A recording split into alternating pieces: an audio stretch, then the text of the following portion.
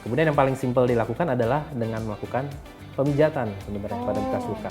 Tapi jika lukanya sudah sembuh ya. Sudah kering begitu, Sudah kering, sudah sembuh. ya sudah kering setelah 1 bulan gitu, bisa dilakukan pemijatan. Kenapa pada itu harus dipijat? Kemudian juga gejalanya adalah nyeri.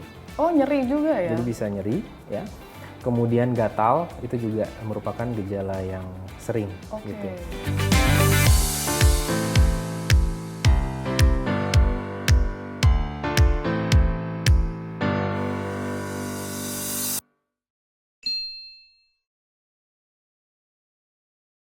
Halo pemirsa, bagaimana kabar Anda? Senang sekali saya Nabila Karisti kembali menjumpai Anda dalam program kesehatan kita Bisa Bincang Sehat. Dan hari ini pemirsa, seperti biasa kita akan membahas mengenai permasalahan kesehatan ya. Dan khususnya di hari ini kita akan membahas mengenai bekas luka yang cenderung bisa menimbulkan keloid. Kira-kira apa itu keloid dan bagaimana kita mewaspadainya? Karena seringkali keloid ini bisa mengganggu penampilan kita. Tapi sebelum itu kita akan melihat dulu tayangan video yang satu ini. Apakah bekas luka pada kulit Anda membentuk jaringan parut sehingga mengganggu penampilan? Jangan-jangan Anda mengalami keloid. Keloid merupakan pertumbuhan abnormal pada bekas luka yang berlebihan, berukuran lebih besar dari bekas luka, dan muncul sebagai tonjolan jaringan parut.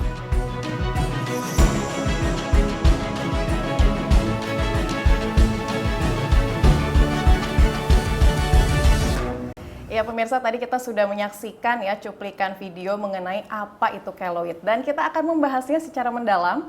Telah hadir bersama saya saat ini Dr. Narotama atau Dr. Tommy dengan nama lengkap Dr. Narotama Tunjung Hariwangsa, spesialis bedah plastik, rekonstruksi dan estetik dari Rumah Sakit Universitas Indonesia Depok. Bagaimana kabarnya dokter? Baik, terima kasih. Sehat ya dokter ya?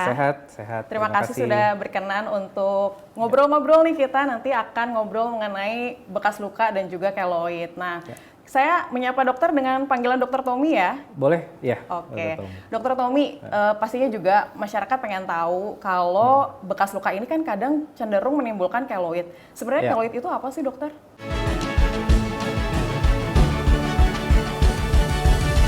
Iya, Mbak Nabila, terima kasih. Jadi keloid ini adalah suatu bekas luka ya yang tidak normal gitu. Jadi suatu proses penyembuhan dari suatu luka, apapun itu sebabnya, bisa luka karena kecelakaan, luka karena operasi, ya, luka karena trauma, itu yang kemudian dalam proses penyembuhannya ini tidak normal, sehingga bekas luka ini menjadi membesar. Ya, dan kadang bisa mengakibatkan keluhan-keluhan. Membesarnya itu masih di area luka atau bisa menjalar kemana-mana nih dok? Ya betul, jadi bisa dua macam, bisa memang membesarnya masih hanya sesuai dengan ukuran luka awalnya, atau pada beberapa kasus bisa dia lebih besar dari luka gitu awalnya. Ya contohnya yang tadinya hanya bekas jerawat saja, kecil, nah ini bisa kemudian menjadi bekas luka atau keloid yang ukurannya bisa mungkin 10 kali lipatnya bahkan, ya, jadi bisa membesar bekas lukanya.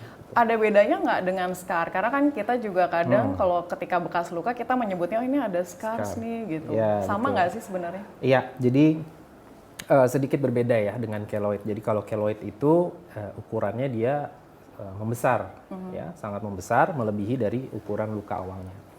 Nah kalau scar ini juga ada yang istilahnya adalah scar yang normal. Ya, scar yang normal itu adalah penyembuhan luka yang baik gitu. Jadi hasil kalau setiap operasi, setiap luka itu pasti ada scarnya. Tidak mungkin yang bekas luka itu tidak ada scarnya. Jadi pasti ada scarnya.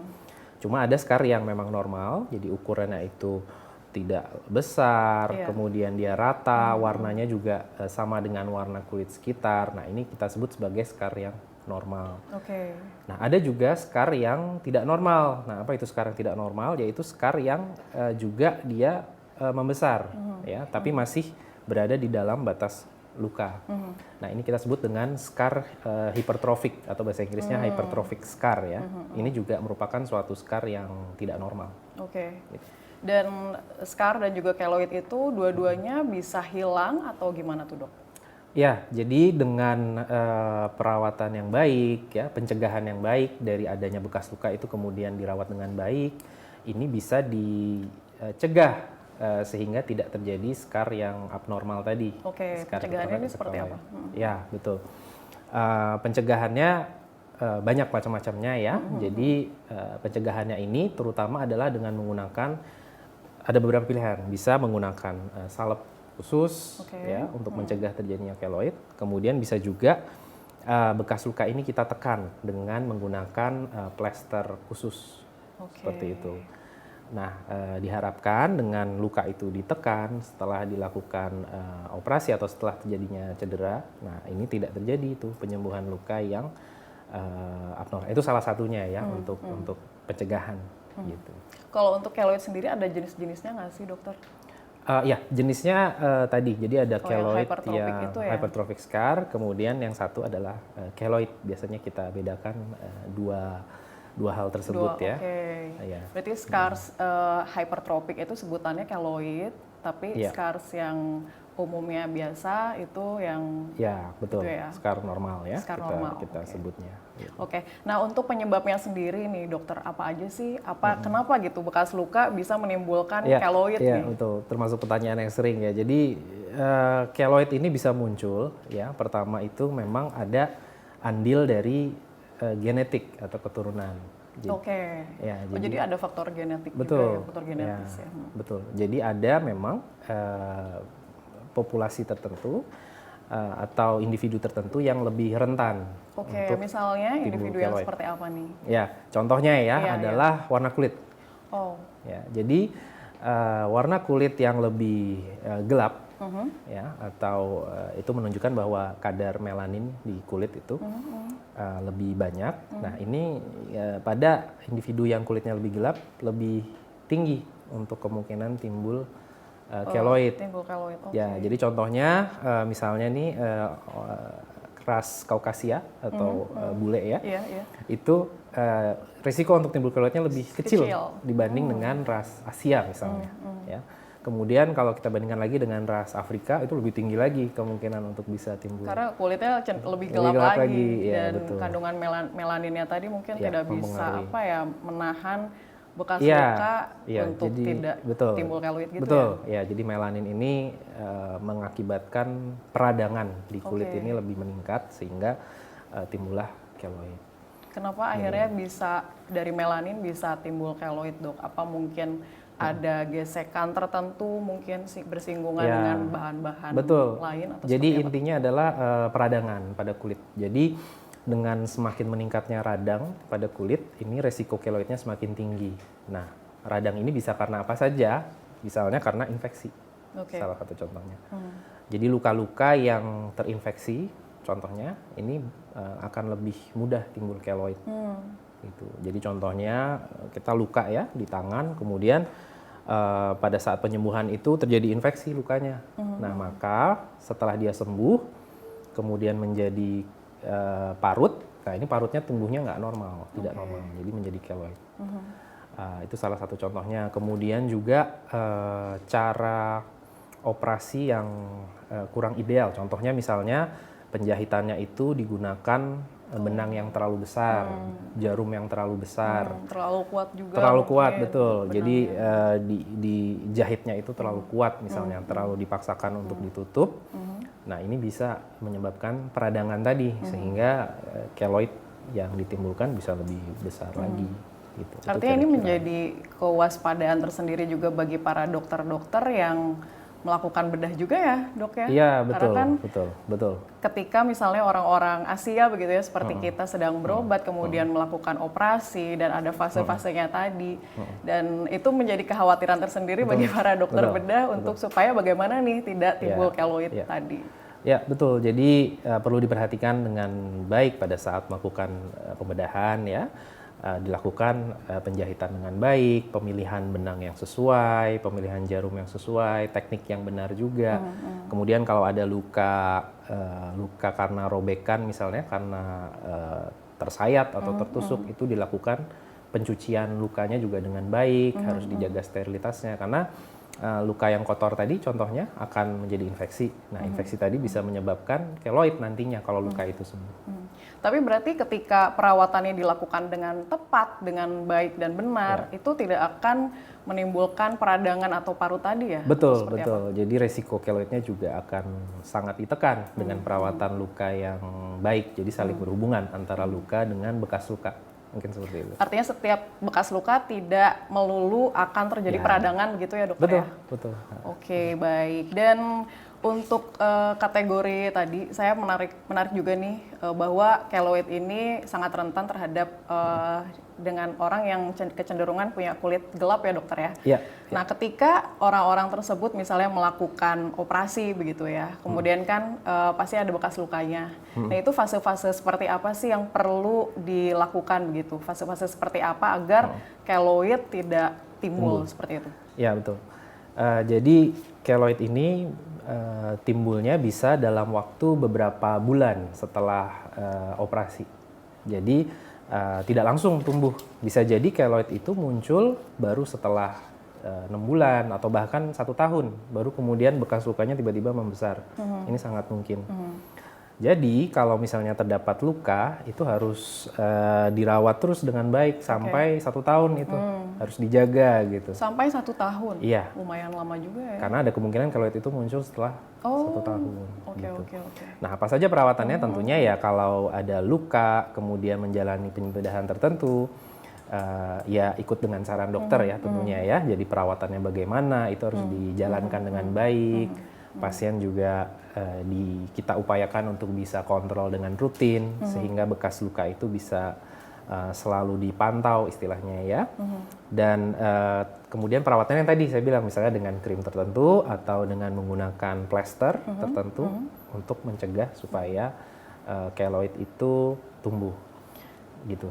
Ada bahan krim tertentu misalnya krim pemutih tidak? Karena kan tadi dokter bilang bahwa keloid itu rentan sama yang kulit gelap. Bagaimana kalau misalnya kita membuat itu menjadi lebih cerah supaya tidak timbul keloid, intinya seperti itulah dokter. Ya, memang ada banyak terapi yang digunakan untuk keloid ini. Salep pun juga ada berbagai macam, tergantung indikasinya ya. Jadi yang umum dipakai adalah yang paling utama adalah istilahnya anti peradangan atau kortikosteroid, nama obatnya ini ya, nama kandungannya. Nah, obat ini dipakai untuk mencegah peradangan pada bekas luka sehingga keloid tidak timbul. Nah, uniknya salah satu juga dalam terapi keloid ini adalah digunakan salah satu salep atau krim yang sering digunakan untuk memutihkan. Hidroquinon namanya. Oh iya. Ya, mungkin familiar ya dengan hidroquinon. Nah, ada penelitian yang memang membuktikan bahwa penggunaan hidroquinon ini bisa dipakai untuk mencegah dan mengatasi keloid. Selama yang menggunakan adalah para ahli begitu ya dokter, itu tidak akan berbahaya ya dok ya? Betul, tentunya ya konsultasikan dengan dokter ya untuk penggunaannya yang mana dan apa yang cocok. Tentunya kan tadi saya bilang bahwa ada indikasinya kapan suatu krim itu dipakai, mana yang dipakai, mana yang dipilih. Nah, ini tentunya lebih baik dikonsultasikan dengan dokter.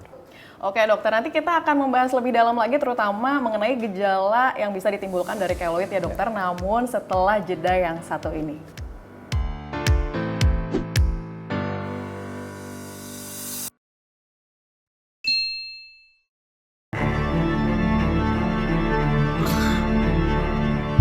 Di tengah ancaman kesehatan global dan penyakit menular yang terus mengintai manusia.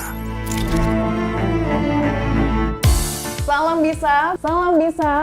bisa, bincang sehat. Bincang sehat bisa.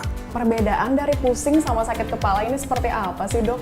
Jadi kalau untuk sakit kepala dengan pusing itu yang perlu kita bedakan adalah sensasinya. Hadir menjawab berbagai upaya pencegahan dan pengobatan yang tepat dengan menghadirkan para narasumber terpercaya untuk membahas berbagai persoalan kesehatan yang ada. Simak dan saksikan selalu Bincang Sehat hanya di Antara.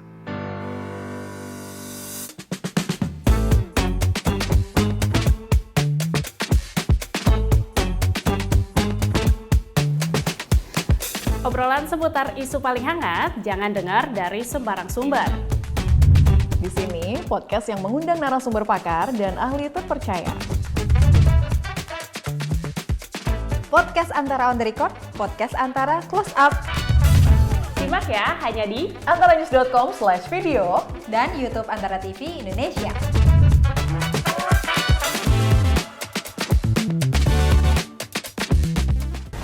Halo pecinta sepak bola Indonesia.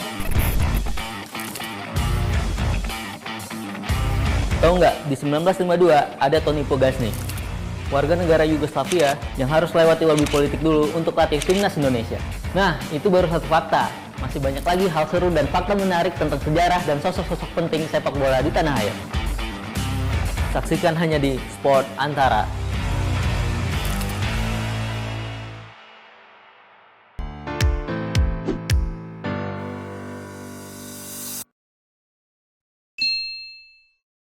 Anda masih bersama Bisa Bincang Sehat, masih bersama dengan Dr. Tommy ya dari Rumah Sakit Universitas Indonesia Depok, dan kita akan lanjutkan kembali pemirsa. Tadi dokter kita sempat jeda terlebih dahulu dan kita ingin mengetahui ini lebih lanjut mengenai gejala yang bisa ditimbulkan dari keloid. Ini kira-kira seperti apa sih gejala-gejalanya, Dok?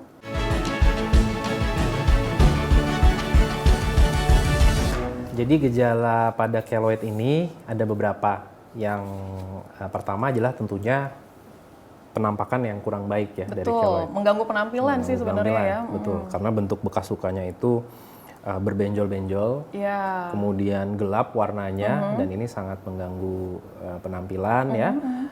Kemudian juga gejalanya adalah nyeri. Oh, nyeri juga ya? Jadi bisa nyeri ya.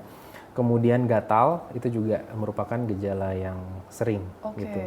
Dan kalau keloid atau scar ini terdapat pada persendian, ya, lokasinya ada di persendian, maka bisa mengakibatkan gangguan pada gerakan, ya, gerakan sendi tersebut. Jadi susah bergerak tangannya kalau keloid itu ada di tangan, di lengan misalnya, ya, di leher itu juga mungkin. Karena mungkin peradangannya menembus ke dalam gitu atau gimana, Dok? Karena kulitnya kan ada keloid sehingga kulitnya tertarik.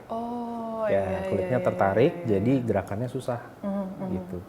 Dan bisa juga keloid ini timbul infeksi. Jadi kadang benjolan keloid ini bisa kemudian aktif ada, gitu ada nanahnya, ya, yang kemudian mengeluarkan cairan. Kadang kering, tapi kemudian nanti sering timbul lagi, hilang timbul ya cairannya ini, dan ini sangat mengganggu tentunya, gitu. Saya punya keponakan saya kan kulitnya putih ya dokter ya. Tadi kan dokter bilang hanya cenderung pada kulit gelap. Ini keponakan saya kulitnya putih, terus dari bayi disuntik gitu, terus timbul kayak tumbuh kayak daging jadi gitu loh. Keloid mungkin ya bahasa ininya. Betul. Nah itu beneran ya keloid ya berarti? Betul. Jadi, itu kenapa ya dokter? Ya, jadi tidak terbatas hanya pada pasien yang berkulit gelap. Jadi kulit putih pun mungkin menimbul keloid meskipun lebih kecil angkanya, tapi tetap mungkin. Dan ini sering kasus keloid yang timbul dari bekas suntikan, ya, suntikan BCG misalnya pada saat pasien itu masih kecil, kemudian disuntik. Nah, kemudian setelah beberapa tahun pada saat mulai besar, nah timbul itu kemudian keloidnya jadi muncul. Itu sangat mungkin, itu memang sering ya, angkanya sangat tinggi juga. Dan ini umumnya bisa terjadi di pasien-pasien yang wanita. Itu lebih tinggi angkanya. Berarti keloid ini lebih rentan sama pasien wanita begitu ya dokter ya? Karena ada hubungannya juga dengan hormonal. Gitu, dia sempat berhubungan dengan estrogen. Jadi bisa jadi lukanya itu terjadi waktu anak masih kecil, tapi kemudian pada saat mulai dewasa, ya, estrogennya meningkat, keloidnya kemudian tumbuh. Iya, gitu. betul, dan makin membesar makin dewasa makin besar ukuran keloidnya. Ya, sama halnya juga pada pasien-pasien yang hamil contohnya. Yang tadinya ada bekas luka biasa, kemudian pada saat pasien hamil, hormon meningkat, estrogen meningkat, keloidnya tambah besar. Wow. Gitu. Kemudian nanti setelah melahirkan dia sedikit mengecil gitu ya, meskipun tidak bisa kembali seperti normal ya. Gitu. Jadi itu salah satu faktornya juga. Dan untuk para pasien diabetes ini kan juga kadang luka menjadi salah satu hal yang rentan ya bagi para penderita diabetes. Ini seperti apa dokter? Betul, pada kondisi-kondisi di mana terjadi gangguan dalam penyembuhan luka, contohnya pada pasien dengan diabetes misalnya ya, kemudian pasien lain, contohnya pasien yang ada gangguan pembuluh darah, pasien dengan gangguan jantung contohnya.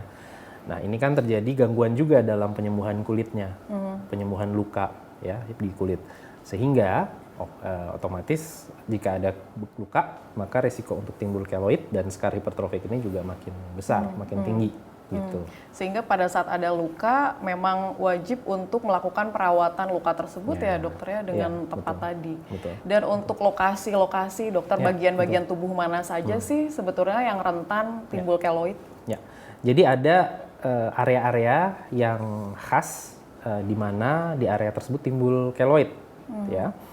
Area-area yang umum timbul keloid ini adalah yang pertama di dada ya, kemudian di punggung ya.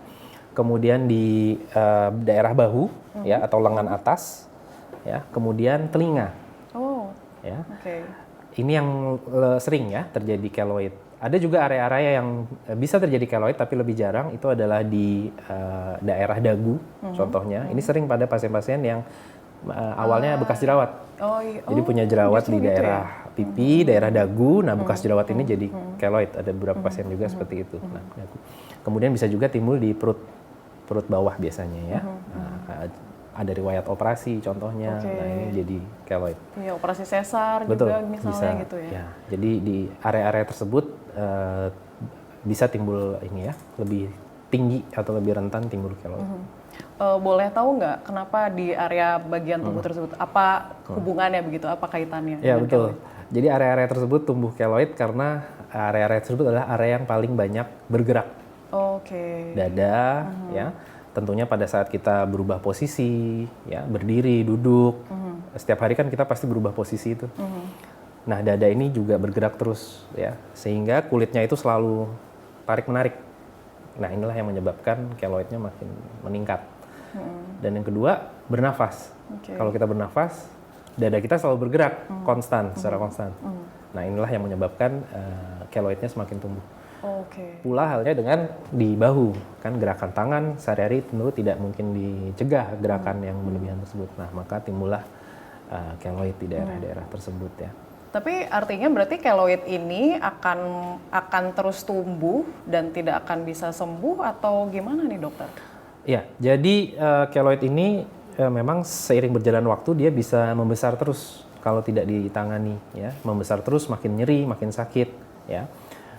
Dia bisa sedikit mengecil tapi tidak sampai hilang biasanya ya. Jadi hanya sedikit saja mengecil setelah beberapa tahun gitu dia bisa mengecil. Namun umumnya jika sudah benjolannya ini sudah besar ya, lebih dari 2 cm, lebih dari 3 cm misalnya. Nah, ini sudah tidak bisa mengecil lagi. Jadi perlu tindakan yang seperti pembedahan misalnya untuk menangani. Dan tadi di awal dokter sempat menyebutkan bahwa keloid ini juga bisa tumbuh pada anak dengan faktor genetis begitu ya, dengan keturunan atau orang tua yang punya keloid juga gitu sebelumnya. Nah, apakah ini bisa dicegah begitu dokter resiko tersebut atau seperti apa? Ya, jadi kalau untuk genetik sayangnya tidak bisa diubah ya. Jadi apabila pasien memang punya riwayat gitu ya dalam keluarga ada keloid, yang perlu dilakukan adalah ya memang pencegahan kalau ada luka ya, dengan pencegahan yang baik, mengurangi faktor-faktor resiko, ini bisa dicegah istilahnya ya untuk timbul suatu keloid. Berarti keloid ini selain bisa dicegah juga bisa diobati mungkin dengan teknik-teknik tertentu dan di ranahnya dokter ya sebagai spesialis bedah plastik juga rekonstruksi estetik. Mungkin boleh cerita sedikit terkait hal itu dokter? Ya, jadi kalau suatu keloid ini ukurannya masih kecil bisa ditangani dengan tadi salep misalnya atau plester. Tapi kalau memang ukurannya sudah besar ya, lebih dari 2 cm, kemudian dia juga sudah meninggi ya atau menebal lebih dari 1 cm misalnya, nah ini sudah tidak bisa lagi dengan krim atau dengan plester tertentu. Jadi harus dilakukan pembedahan. Oke, pembedahan ya. Pembedahan. Nah, pembedahan itu bagaimana? Jadi pembedahan ini ya keloidnya tersebut diangkat ya, diangkat sampai lapisannya yang dalam juga diangkat semua keloidnya, kemudian dilakukan penjahitan lagi ya, tentunya dengan teknik, ada beberapa teknik yang memang dipakai untuk mencegah keloid ini kemudian timbul lagi dengan teknik yang tepat, penggunaan tadi benang yang tepat, jarum yang tepat ya. Kemudian perawatan pasca operasinya juga dilakukan dengan baik. Nah, ini bisa ditangani keloid ini. Oke, baik dokter, nanti kita akan membahas lebih dalam mengenai penanganan dari keloid itu sendiri. Namun kita akan lihat dulu tayangan video yang satu ini.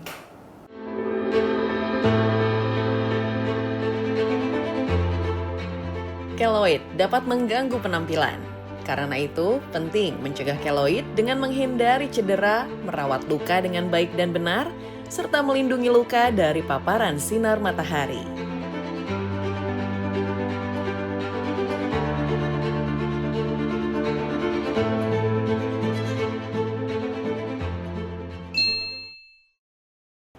Jadilah yang lebih dulu dalam menerima informasi yang tengah menjadi perbincangan di jagat publik. Sebelumnya Mary Jane sudah mengajukan gerasi namun ditolak. Kami sajikan dengan narasi dan infografis yang mudah dicerna oleh halayak.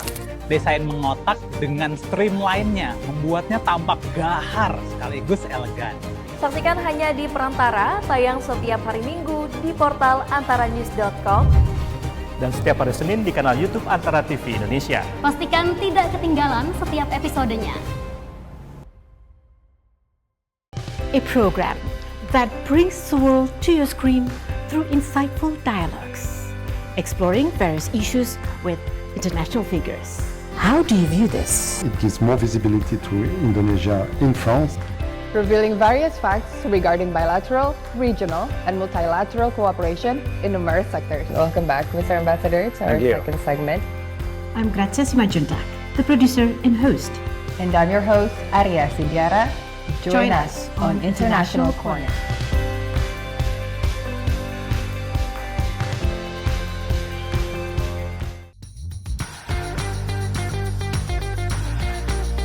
Menyajikan fakta yang belum pernah terungkap. Nusantara Beat adalah grup musik berbasis di Amsterdam dengan akar budaya Indonesia yang kuat. Mengulas segala hal yang berkaitan dengan musik secara mendalam dan informatif. Kedekatan Kurt Cobain dengan The Fazlins tak hanya sampai di situ. Nama depan putih Kurt diambil dari nama personil The Fazlins, Francis McKay.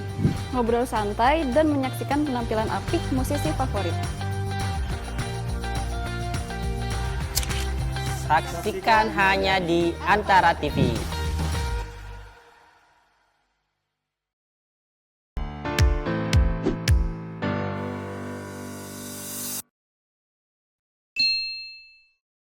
Anda masih di Bincang Sehat, masih bersama dengan Dr. Narotama Tunjung Hariwangsa, spesialis bedah plastik rekonstruksi dan estetik Rumah Sakit Universitas Indonesia Depok. Dokter, kita akan kembali lagi. Tadi dokter sempat membahas mengenai pembedahan ya untuk keloid. Nah, kita sebelum ke pembedahan lebih lanjut, dokter, mungkin juga masyarakat ingin tahu bahwa untuk menangani keloid ini supaya pada saat bekas luka, misalnya kemudian tidak bertumbuh menjadi keloid, ini penanganan yang pertama kali harus dilakukan seperti apa?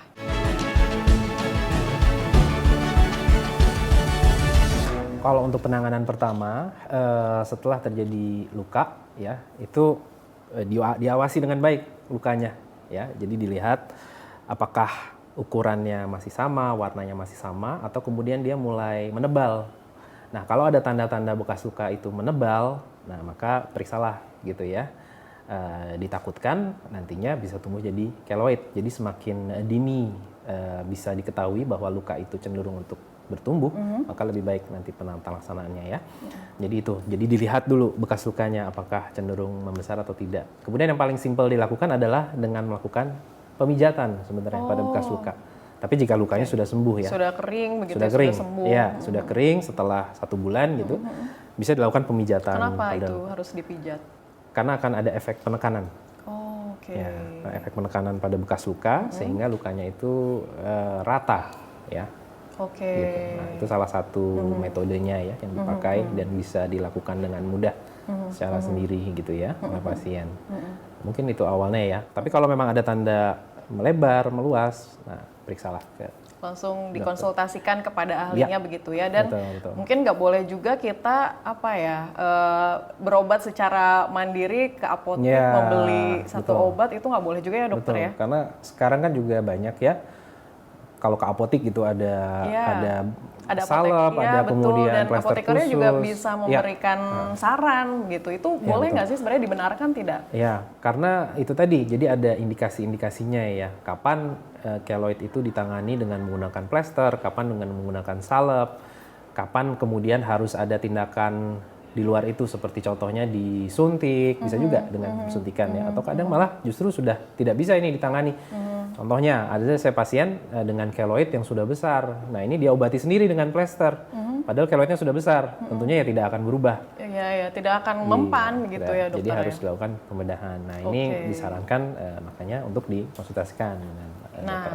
Terkait dengan pembedahan, mungkin boleh diceritakan lebih lanjut dokter, pembedahan seperti apa sih yang mungkin akan dijalani oleh para pasien yang penderita keloid tadi? Ya, jadi pembedahan itu adalah salah satu opsi, salah satu terapi dari keloid. Ya, keloid ini prinsipnya adalah di tata laksana itu tidak hanya dengan satu cara, jadi ada beberapa cara untuk menanganinya. Pembedahan adalah salah satunya. Ya, jadi setelah pembedahan bisa juga kemudian dilakukan suntik rutin, ya, kemudian dilakukan plester khusus, kemudian laser juga ya. Nanti kita bahas lagi. Kemudian bisa juga dengan radioterapi.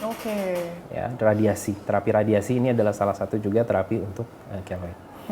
Nah, kalau untuk pembedahan sendiri, tentunya nanti dilihat kalau memang pasien dengan keloid sudah ada indikasi untuk kemudian dilakukan pembedahan, maka dokter akan melakukan pembedahan. Nah, pembedahan ini prosesnya adalah ya tentu tergantung ukurannya ya dari keloid. Pasien bisa menjalani operasi dengan pembiusan lokal maupun bius umum. Nah, kemudian keloid ini diangkat, ya, keloidnya diangkat, kemudian dipastikan seluruh jaringan yang tidak sehat itu sudah terangkat ya. Nah, kemudian dijahitkan secara lapis demi lapis di kulit tersebut, dijahitkan dengan ukuran benang yang ideal, yang sesuai, jarum yang sesuai, ya, teknik yang sesuai juga sehingga tidak terjadi keloid lagi.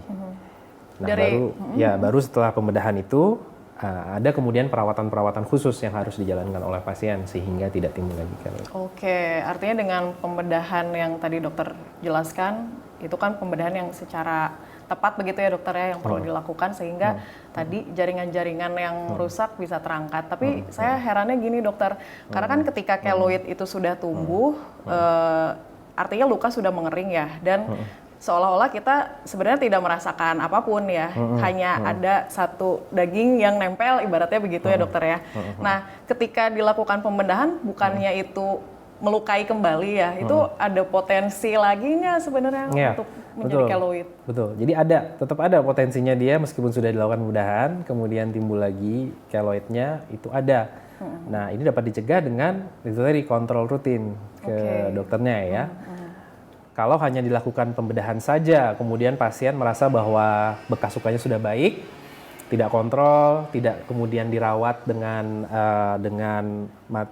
salep atau dengan plester khusus, kemudian dibiarkan saja bekas operasinya tadi, maka akan timbul lagi bisa keloidnya gitu. Jadi setelah operasi harus kemudian pasien melakukan tindakan-tindakan untuk pencegahan dengan salep khusus, contohnya dengan menggunakan plester, ya, dengan menggunakan obat anti radang, contohnya ya, dengan menggunakan banyak metodenya ya, sarung tangan khusus gitu, termasuk laser juga salah satu upaya untuk mencegah atau mengobati atau ini ya untuk menghilangkan keloid ya. Ya. Dari pembedahan dengan laser mungkin kalau kita bisa komparasi lebih cepat yang mana tuh dokter? Ya.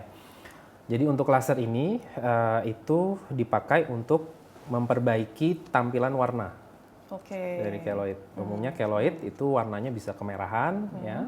Bekas luka itu warnanya bisa lebih merah, lebih gelap. Nah, ini bisa ditangani dengan laser, memperbaiki warnanya, gitu. Jadi dia kombinasi. Tentunya bisa juga dikombinasi dengan pembedahan tadi. Jadi ada keloid, kemudian dilakukan pembedahan, dan setelahnya juga dilakukan laser sebagai terapi tambahan. Untuk menghilangkan, untuk meratakan warna tadi ya dokter ya. Betul. Berapa persen tingkat keberhasilannya dokter?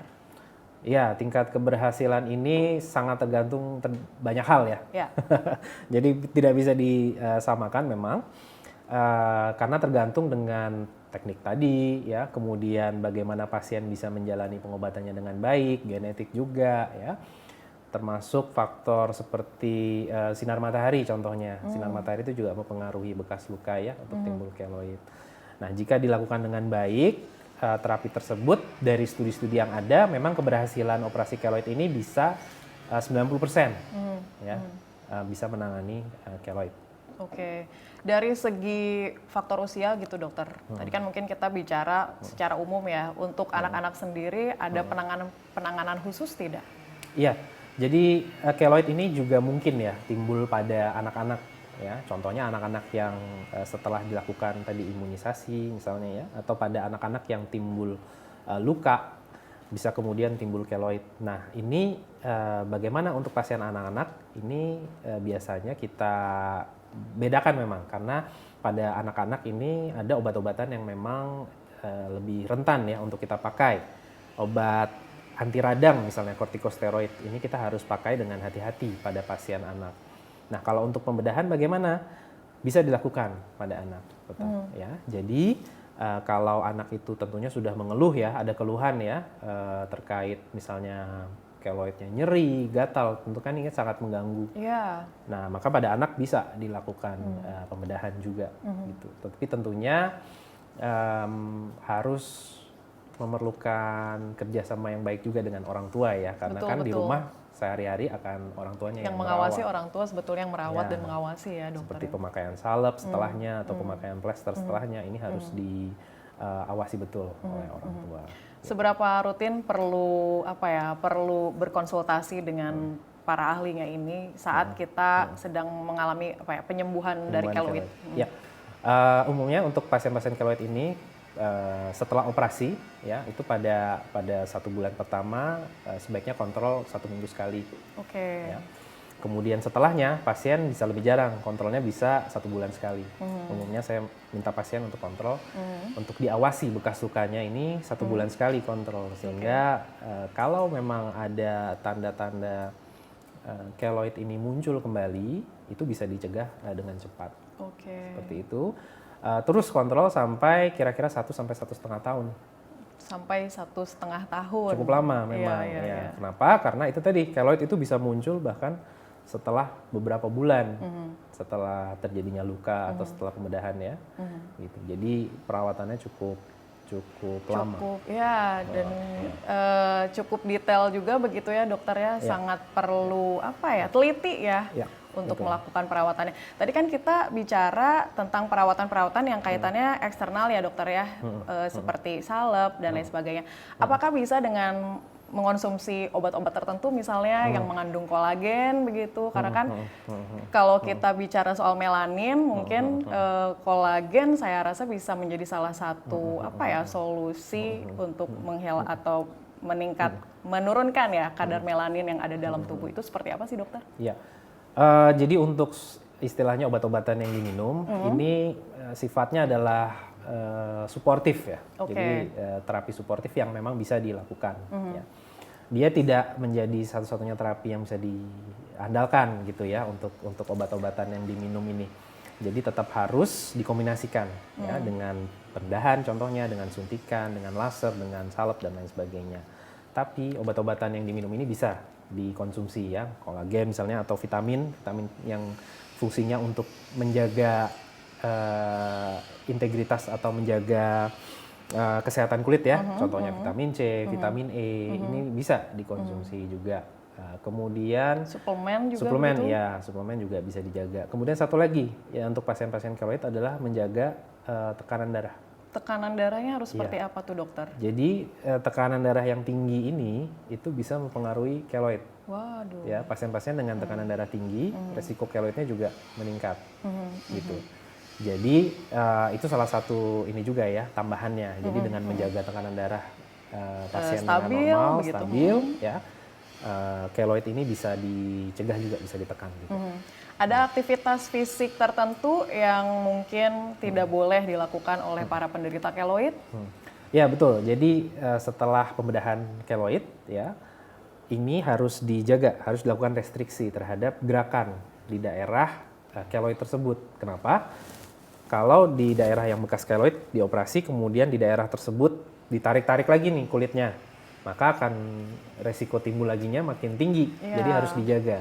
Memang olahraga setelah pembedahan keloid ini baru disarankan sebaiknya setelah 2 atau 3 bulan.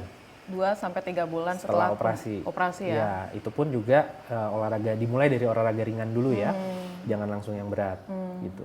Nah, kenapa? Karena ditakutkan kalau olahraga yang terlalu berat, maka bekas lukanya nanti jadi tertarik ya istilahnya. Kulitnya akan tertarik, maka timbul lagi keloidnya. Gitu. Jadi konsultasikan juga kalau memang ke dokternya ya, kalau memang pasien olahraga dengan rutin, kapan bisa mulai olahraga. Nah, ini harus dilihat juga dengan kondisi bekas lukanya bagaimana.